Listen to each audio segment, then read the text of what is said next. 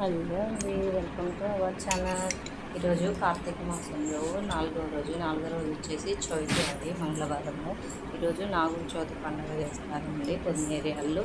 So నేను కూడా చేసుకున్నాను, ఇలా అభిషేకం చేసుకున్నాను. పాలకును, నీళ్ళకి, తేనె, నెయ్యి, కుంకుమ నీళ్ళు, గంధం నీళ్ళు ఇలా వీటితో చేసేసుకొని తర్వాత అభిషేకించుకున్న తర్వాత ఇలా పువ్వులతో అలంకరణ చేసుకొని పూజన చేసేసుకున్నానండి. తర్వాత ఈరోజు చవితి కదా, ఈరోజు సలివిడి, నువ్వుల పిండి, పెసరపప్పు ప్రసాదంగా నివేదన చేశానండి.